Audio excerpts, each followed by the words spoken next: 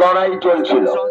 পার্টির ডাকে আপনারা সকলেই জানেন হুগলি জেলা জুড়ে 18টি যে আমাদের এই পশ্চিমবঙ্গে চলছে।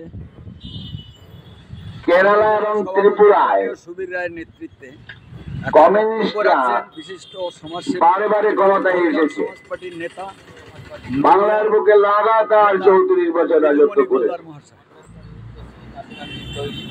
অন্যদিকে জাতীয় কংগ্রেস ভারতবর্ষে 50 বৎসরেরও অধিক সময় ধরে তারা ক্ষমতা দখল করেছিল। বর্তমানে ভারতবর্ষের বুকে ভারতীয় জনতা পার্টির একটা ধর্মীয় সরকার চলছে। এই বাতাবরণে আপনারা একটু ভেবে দেখবেন যে স্বাধীনতার 77 বৎসর অতিক্রান্ত হলেও ভারতবর্ষের বুকে দলিত, শোষিত, নিপীড়িত, বঞ্চিত সমাজের মুক্তিযোদ্ধা, ভারত রত্ন তথা সংবিধানের উপকার বাবা সাহেব ডক্টর আম্বেদকর যে সংবিধান ভারতবাসীকে উপহার দিয়ে গিয়েছিল,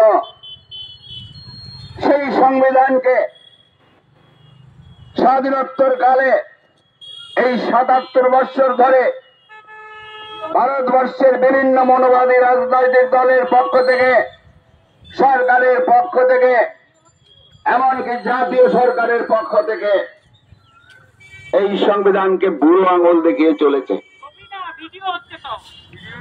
বারে বারে ভারতীয় সংবিধানকে বুড়ো আঙুল দেখিয়ে ভারতবর্ষের 15% উচ্চ বর্ণীয় ক্ষমতার প্রতিভা ভারতবর্ষের 85% মানুষের সামাজিক, অর্থনৈতিক, রাজনৈতিক অধিকারকে কেড়ে নিয়েছে।